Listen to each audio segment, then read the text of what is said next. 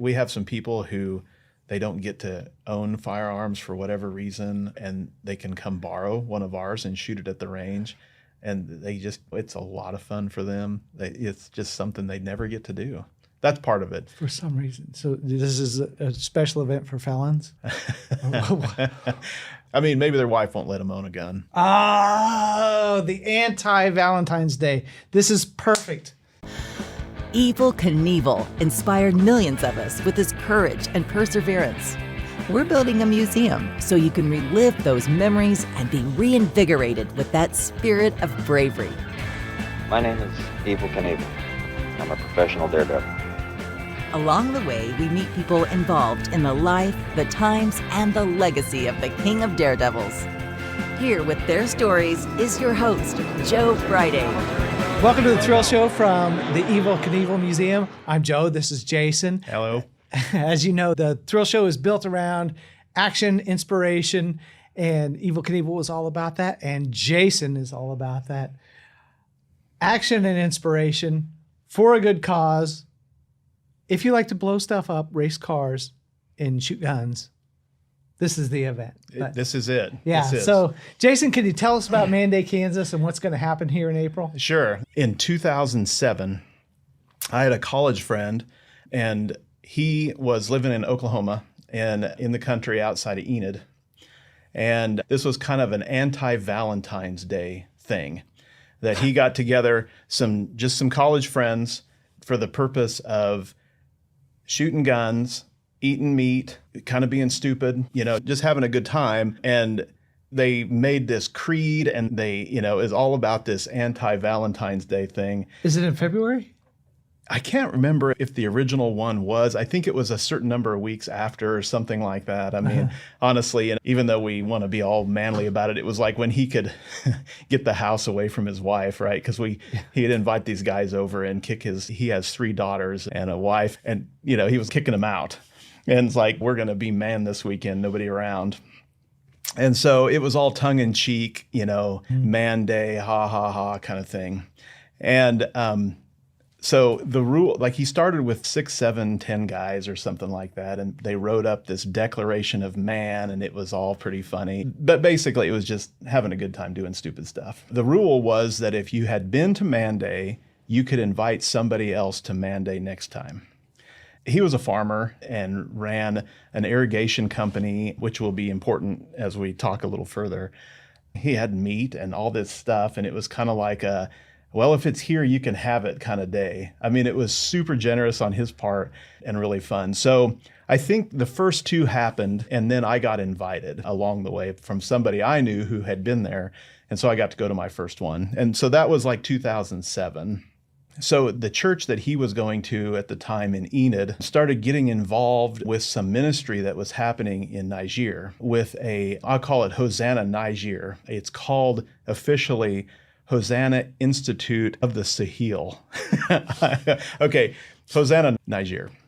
Yes. The main thrust of this thing was drilling water wells. And so my friend Brent, who sold pivot sprinkler systems, knew how to drill water wells. And some other people in the church also knew how to do that. And so through the church and these guys' knowledge of how to do this, they ended up breaking down and shipping a water well drilling rig to Niger. The water wells cost about $2,000 to put in. Along the way, and I think around about 2013, he was like, well, so those of us who had been coming for a few years, he was like, what do you think if we charged admission to this? Do you think people would show up?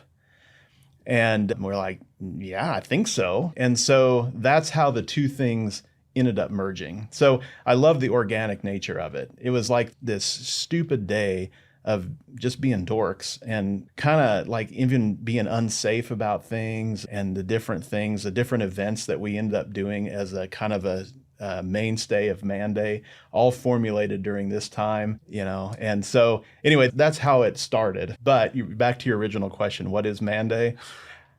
It is like this day where a bunch of dudes can come out to property that not many of us have, especially live in the city and all this stuff, and do kind of stupid stuff. I mean, it's safe, stupid, but I mean, we kind of whitewash it a little bit. It's not like we're all risking death or anything like that. Dude, it looks dangerous with automatic guns and explosions. And does anybody ever get hurt? We have had, okay, so I'm not definitively positively sure, but I think 3 people have gotten hurt. 1 year before we had it combined into the fundraising, a guy was riding a 4-wheeler in the pasture and rolled it. Ugh. So that was the most serious one. But every other one has been somebody getting scoped on the 50 caliber gun, where the gun recoils back and they don't have it firmly under their shoulder, and the scope will cut their eyelid, and that's it. It's crazy how little injury there's ever been at this thing. Yeah, that is great. Yeah, it's awesome. So do you travel to Niger then? I have not been. We had a trip planned and I had a ticket bought for a couple years ago, and we were about 6 weeks out, and then Niger experienced a COVID outbreak, and they were requiring any foreign travelers to isolate for 7 days. So we had to cancel. I hope to go at some point because there's some interesting things that are starting to happen over there again with everything that we're a part of that's happening over there with the Hosanna Institute. So Yeah. So the well digger stays over there, right? It's shipped once. It doesn't It's go back over and there. forth. Yeah, it's over there because it's like, I don't know, a 5-ton truck has got the digging equipment on it, and then there's another 5-ton truck that's the support truck with all the water. Because you go out to a place where there is no water and you need water to drill a well. So there's 2 trucks. It's an impressive thing. And I only know it from pictures and videos and eyewitness accounts that have happened, but we hope to go one of these days. So do the locals use the truck when you're not there, or do other churches go in and do the digging? Yeah, I mean, it takes some training to run the truck. So no, our water well efforts have been a little bit on pause because we haven't had the in-country talent there right now to go and do that. But we have somebody who's getting ready to go into country, and he will start the water well drilling up again. And it's hopefully going to be positioned as a kind of a business as mission philosophy, where then the wells can be self-supporting. So, yeah. That'd be so great. It's pretty cool. Well, Yep. I was wondering if Mandate was a recruiting effort to bring young, adventurous men that are willing to travel to Niger. Has that happened? I'll go into this a little bit, but one of the things we do every year is we kick off our opening event is we get a humongous teddy bear and we fill it with explosives and we shoot it and it blows up and the teddy bear goes away. I mean, it literally turns into fluff in the air. There's nothing really left. Because we're also trying to be safe, we put this thing out about 200 yards and we need somebody to shoot it. So there was a guy who was in Enid, and his dad would come out to Manday. And I think he probably started coming. He started coming younger than we like kids to come, but his hobby was distance shooting. And he spent hours in his own pasture shooting, so he had, like, I remember seeing his primary weapon, and he had all of these this math formulas on his stock about trajectory and windage and all this stuff that he would click in so he could hit it first shot every time. His name is Virgil Irwin. And that's important because Virgil grew up coming to Manday, and he is going to be our next new missionary over there. And his thing is called MA Global Mission. And Virgil got married to a gal named Mackenzie, and she and him are moving over there this next year. But the cool part about Virgil is his training here now that he's grown up is he's an airframe power plant mechanic and a pilot. And he flies a bush plane. So I don't know if you're familiar with this. It's a slow takeoff and landing thing. His main plane that he has flown most of the time that he's been training for all of this will stall at about 30 miles an hour. So in Kansas and in Oklahoma, you can get a headwind more than that, meaning that you can just kind of drop it down on the line. I mean, you don't have to have a runway almost. So Manday, Niger, and Virgil have all formed up into this cohesive thing where Virgil and Mackenzie are headed to Niger. He has built a 6-place airplane and is going there. They're going to build a runway and a hangar in a green zone, which is important for Niger because there's some hostility there. Like one of the things we were looking at when we were going is getting armed escorts if we were going to go out of the capital city, because it can be dangerous for kidnappings of Westerners and that kind of thing. Anyway, green zone land is important because it's kind of exempt from the political pressures of Niger. So he should be able to maintain this for a longer period of time. And the goal is to fly around the country, medical supplies, people, resources and stuff. And then he's also going to pick up the well drilling thing and start that really going again. Along the way, though, we've supported the well drilling. We've supported a clinic. We've supported, Hosanna Institute in general. It's just really kind of this organic thing. Is that his plane on the logo? Yeah. Yeah, that is a cool looking plane, and what a great mission that is. Yep, it'll be pretty neat. In Niger, are they all Muslim, or they haven't heard about Jesus, or what's it look like there culturally? It's not very Christian. So the effort behind the water well drilling was drill a well, plant a church. That's what it was. But the poorest country in the whole wide world. Yes. Yeah, people were walking hours and hours to an open well where there'd be manure and filth all in the water. And these wells are sanitary. They're a manual pump, so they're sealed, but you have to pump the pump, but you get clean water out of them. And so, yeah. Just like the old days? Yep, just like the old days, but they're pretty maintenance free. That is cool. Yep. So how much do you raise for those missions at Manday, Kansas? Well, last year was our biggest year. We had to cut off ticket sales at 1,000, and I think we raised about 215,000 that day. Did you sell out at 1,000? You going to sell out, or are you putting a limit on it this year? Putting a limit on it this year again at 1,000. We're not there yet, but we're expecting to. Yeah, and not that I want to focus on the money, but is most of it through donations or ticket sales or the auction? The breakdown is interesting. So we collect funds from ticket sales, we have promotional items that we sell there, shirts, t-shirts, caps, whatever. We sell ammunition. So we get ammunition, we sell it for people to shoot at the range. We have some people that come out of a little town called Mino, Oklahoma. They're called Hoyle Creek Firearms, and they are the full auto guys. So we sell opportunity to shoot full automatic weapons. And we sell opportunities to shoot the 50 caliber. Then we also auction race cars for the Great Pond Race, which is this, it's kind of this half demo derby, half race, all tongue-in-cheek fun fest that we create a track around, sometimes a pond, sometimes a dry depression in the field. But you just go out there and run these ragged cars until they don't run anymore. And then we blow some of them up. We light some of them on fire. I mean, it's just ridiculous. A couple of years ago, one of the guys lost forward gears, so he whips his car around and he's driving in reverse. It was so good. Oh, man. But it's so, again, we make this track, we plow it up, we wet it down. We try to keep it slow. But you try to keep it slow?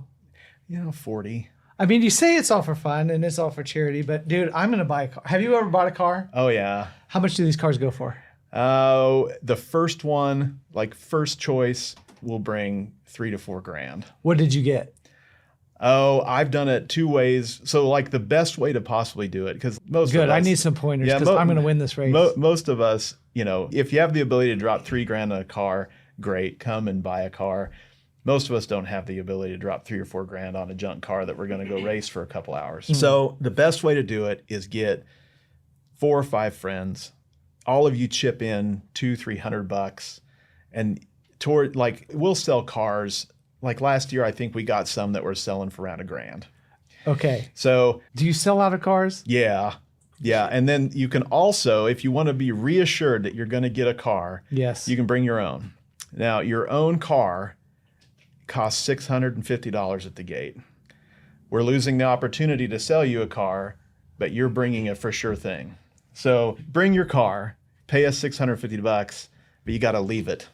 And so we want you to leave it all out there, man. We get another $250 from scrapping that car from a salvage guy that has given us a fixed price. Oh, that's really great. So that's the car auction raises a lot of money for us. And But dude, it is so much fun tearing around a pasture. How do you figure out if you get 4 buddies to go in? Who gets in? Do we all ride? Yeah, Do we you all ride? you all get in it and you all ride, and then you take turns driving because we do heats. So you go for a few laps and then everybody comes in, and then we'll start the next heat and you trade drivers during that.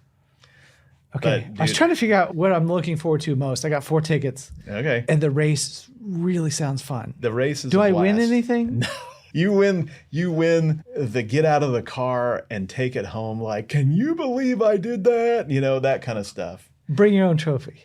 Bring your own trophy, man. Yeah. Stand on the car. Yep. Pour your own champagne over Now, yourself. I can tell you what, the trophy. Oh, no champagne. Here's the trophy. Get your car, rag it out, and then tear off the steering wheel or something and be like, Yes. Yep. Do you paint your car, or do you have time to paint your car? Yep. Like we have cans of paint and stuff out there. You can paint your car. If you bring your own car, bring it. Like people show up like last year, 2 years ago, somebody showed up with their Cadillac, old CTS, painted up like an A-10 Warthog airplane. They had this, the World War II, teeth, on the front of it. And Oh, yeah, right on. yeah, they painted it all silver and did fake rivets and stuff. It's hilarious. Well, we've got Evel Knievel's old crash car. So Evel Knievel was inspired by a guy from Kansas. His Yeah. name was Joey Chitwood. Joey Chitwood had a traveling circus kind of rodeo Yeah. with rodeo clowns. I had a Chitwood Mr. Pibb when I was growing up, the little Ertel toy. You did? I did, yeah. So that was Evel Knievel's inspiration. Okay. He was so inspired by this kind of entertainment atmosphere that he had George Barris, who also built the Batmobile, build a crash car. Its purpose was Evel Knievel would get in it, drive it into the wall, and the doors and the hood would fly off. So if I hadn't already restored it. Well, you wouldn't want to leave that to the wills of the scrapper at Manday either. True. Now, But yeah. when we got it, or when the collector bought it, it was in a scrapyard and it had scrap written on the side of it. And a couple guys went in and saved it. Nice. Thank goodness. Yeah. That's worth more than $250. Yeah, it sure is. How many cars? I think last year we auctioned like 13, and then there was another 5 or 6, 7 that people brought. Well, it sounds like a huge waste of money because they're just going to lose to me. Oh, that'd be awesome. I mean, you can create your win however you want, but it's good stuff. You mean I could stage it? Oh, yeah. Why not? And, like, we've had people like the cars that they bring and have time to modify. They'll rig up the windshield washer pump.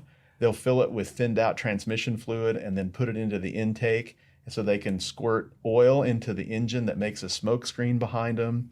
I mean, we've had people show up with cop light bars on the top, all sorts of stuff. It's awesome.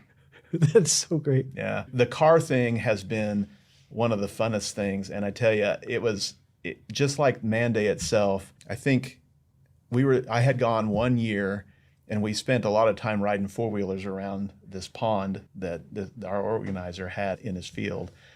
And I was like, dude, we have got to get a car out here next year. Yeah. And so we did. We got a car. It was the biggest piece of junk. It gave up its last bit of life on the drive from Enid to his farm, and we never got to drive it in the field. So we drug it out there to the field with another vehicle and just shot it up with all, shot it full of holes. And we had a guy in those original wouldn't years bring out a bowling ball cannon that he made out of oil field, the bowling ball would just fit into the bore perfectly, and that thing would shoot 1,300 yards. It was unbelievable. And so we loaded that bowling ball cannon up in the trunk of the car and then shot it point blank into the trunk lid just to see what would happen. Yeah. I mean, we were doing stuff like that. And that's how the Great Pond Race was born. And the next year we had 4 cars and we were just ripping them through there. And then the next year we had more and we made an event out of it. And then we started charging for them. And it was, that's one of the cooler things. So that's my championship. That's my first championship trophy Yeah. of the day. What's your second? Pumpkin chucking. Is the bowling ball cannon one and the same as the pumpkin chucker? No, so the guys that did the bowling ball cannon were out of Enid, and this is a little bit too far for them. The pumpkin cannon, the Pumpkinator, sometimes makes an appearance and sometimes doesn't. It's kind of a fickle machine. Oh, okay. But it is essentially a humongous, oversized potato gun built on a fire truck chassis. When you say oversized, how big you think that is? Well, you can fit a pumpkin down the bore, and the barrel is 20 feet long. It really shoots it pretty far. It's pretty fun. Right. Yeah. Is it just watching it, or is it also like a clay pigeon? No, that that's you a can shoot watching at? it. That's a watching it thing. Yeah. We have to kind of organize the day with some transitions built in to herd all these guys around and stuff. And pumpkin chunkin is one of the transition things. Okay. And so you asked about what my second ribbon is. Sounds like I don't get one for furthest pumpkin. No. But might get one for marksmanship. Is there any marksmanship at all with an automatic weapon? No, not that we give awards for. We did do this thing last year for the first time where we have an AR modified to shoot a golf ball. And so you buy your golf ball, and then we have a tee or a green built out into the shooting range. And we give a prize to the person who gets the closest to the tee with their AR-15 modified golf ball shooter. Okay, so cool. If So you're a golf fan. that could be number 2 if you were. I'm not much into golf. Yeah. I mean, you could also go for like the most meat or the most honey buns eaten, the most Dr. Peppers drank, Is there meat on a honey bun? Oh, yeah. There's Meat on a honey bun. Sure. Yeah. Like we'll do bacon again this year. The bacon honey bun sandwich is a true culinary experience. What else is on the menu? Lunch will probably be, it's usually some sort of a pork burger. John Yoder, that used to own Yoder Meats, does it for us. So around here, you may not know Yoder Meats, but Yoder Meats is kind of a big name in the whole meat world. I don't know. I know Yoder Smokers. Yeah. No, Yoder Smokers is not related. Yoder's also a town out by Hutchinson. So anyway, we do some pork burgers. There's usually baked beans. I think this year we were either going to do slaw or potato salad again. There's usually like all day honey buns. So like we buy a pallet of honey buns. There's Dr. Pepper and Mountain Dew is what we have to drink. There's the diet drink for the day is the water. So Yes. Yeah, good. Yeah. That's just diet. That's diet. It's diet enough. Yep. I mean, What time does this thing start in the morning? Gates open at 10. First honey bun at 10. First honey bun at 10. Honey bun sandwich at noon. Honey bun sandwich before the bacon disappears. Because I don't know how many pounds of bacon we did last year. I think maybe like 100 or something like that. If you don't get your bacon sandwich early in the day, it goes away. I'm pretty sure we've got lined up the guys who do the Pronto Pups at the state fair. He came out last year, set up his wagon, and served us all Pronto Pups in the afternoon. Dude, those are the best They're so corn good. dogs at the state fair. Yeah, they're awesome. And then we also had a soft serve ice cream machine going. So supper was Pronto Pups and ice cream. Yeah, the vegetable is like potatoes, I think. I've got another award to win then before sundown. Yeah. And that's clay shooting. Oh, yeah. Bring your own shotgun? Yep. Oh, you bring your own shotgun. We've got shells to buy there if you need them. You can bring your own too. But yeah, we'll have a nice trap set. There's 5 throwers, 6 throwers, I think, something like that. And yeah, there's a lot of guys that spend the whole day out there doing that. It's a lot of fun. Like a person thrower or a mechanical thrower? Mechanical throwers. So you stomp on it and it goes. Yeah. Yep. Yeah, and we've got volunteers that help keep those things running and filled. Wow, I can't imagine how many volunteers does it take to put on Man Day, Kansas? It's a lot. We'll have 50-ish probably. Yep. So cool. Yeah, it's pretty neat. So I'm the champion race car driver. Probably not so much at golf. I'll let you take that one. Okay. You a golfer? No, not really. Yeah. Then I'll take the skeet shooting and whatever. I don't know how we're going to count the competition for the automatic weapons, just most bodies. Yeah. Or most teddy bears. A good one for the full auto would be how long you can keep the trigger pulled without letting off. The record is 250 rounds. How long does that take? Not very long. Wow, man. Really? Yeah. Yeah. So you got to work out your shoulder, or you got to work out. It gets hot, and you got to keep the barrel down. It's something. Yeah. Wow. Yep. Cannot wait. Yep. And then the guys from Manhattan, Kansas, called Man Hatchet, bring out their hatchet throwing portable stuff and set up 4 or 5 lanes of hatchet throwing. That's been pretty popular over the years. People just, having fun doing that. We'll have a place set up with picnic tables. I mean, honestly, it's nice to get away from the noise and stuff a little bit and just sit and chat with your dudes that you brought out, meet some new people or whatever. Yeah, that would be nice. Are there any bands? No, we play music. It's canned. Yep. But there is a PA system, Yep. even though there's so much noise already. Yeah, because I mean, like I said, we have we've got range masters and people out on the range that can shut the thing down right now. So, yeah. What if it rains? Bring a poncho. Okay. That's it. We're having it. I mean, we've never not had it because of weather. And the one time that we maybe should have canceled it because of weather, we didn't. And it was the most fun ever. It was snow. We had, I don't know, like 1.5 feet of snow. Wow. And it was a blast. Yes. Yeah. Awesome. Yeah. So thanks for putting up with my question about what if yeah. it rains. I saw it on the FAQ. I would encourage everybody to read the FAQ on Facebook. Yep. Facebook is like the only outlet for Manday that I have found. That's it. That's the only one we run. Yet people ask. Everything's in the FAQ. It's a pretty entertaining FAQ. It's very filled with testosterone. Yep. One of the questions people ask is, it sounds like a very patriotic event. Why are you sending your money out of the country? Yeah. Like I mentioned earlier, the organic nature of Manday has been one of the coolest things about it. There are so many good not-for-profits that do so much good around the country. I mean, pick one, right? Mm-hmm. This one's ours. We'd be open to talking to somebody if they want to throw a Manday event in their town to come out and help them do it for their thing. Manday isn't exclusive to fundraising for Hosanna, Niger. It is for our Manday, but Well, people need the gospel outside Kansas too. So yeah. I mean, maybe, I don't know, from what I've seen in New York City. I think the best reason that we can come up with for why Hosanna, Niger versus any number of other things is because we made it so we get to pick. Yeah, that's right. Right Yep. on. Yep. Right on. Well, good luck at Manday. I'll see you there. What should I wear? Whatever. Okay. Well, I mean, got some Evel Knievel leathers. Yeah. I mean, Helmet. depends on cape. what it's like. I mean, there's like last year it's kind of hot. So, I mean, long pants were Shorts. Yeah. Yeah. But come out, man. I mean, Manday, Kansas on Facebook.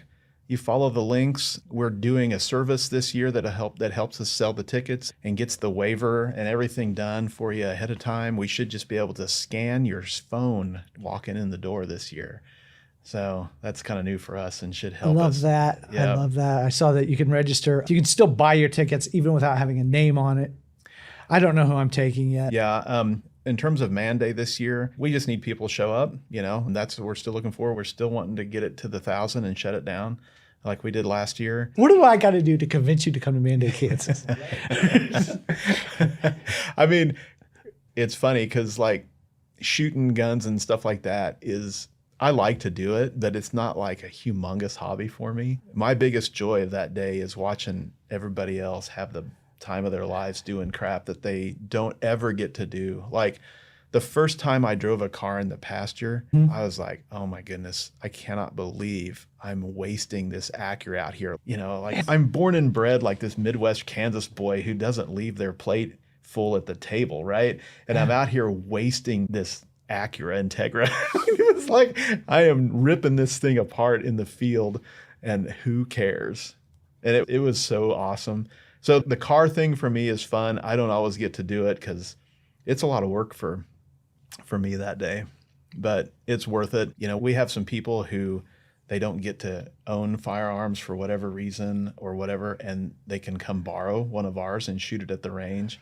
And they just, it's a lot of fun for them. It's just something they never get to do.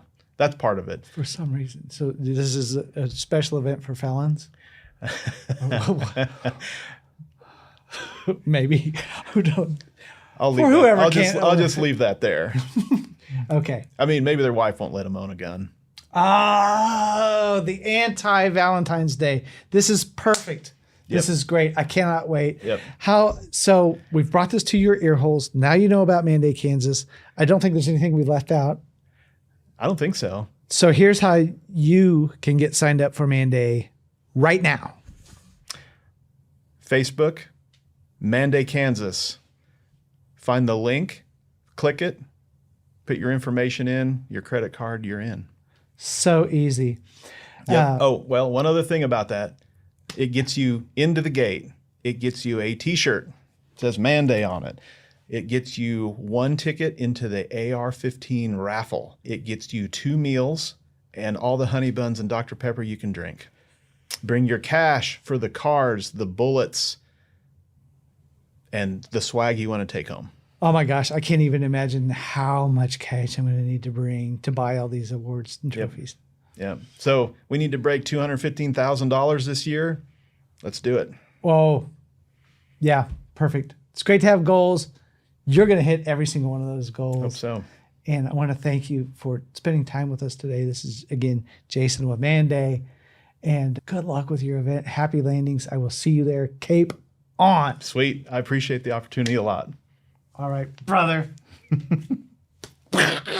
If you enjoyed this episode, please subscribe. It's our mission to preserve and present the legacy of Evel Knievel. So if you have an idea for an episode or a guest, or have a suggestion to improve our show, just drop us a line at joe@thrill.show. Like, I just think the Evel Knievel way.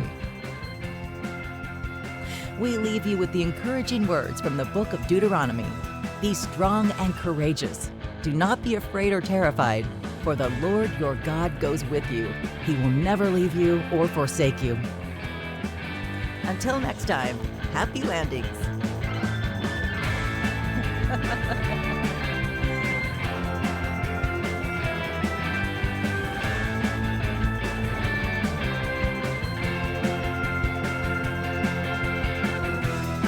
You like to fly to the seat of your pants. This is where you belong.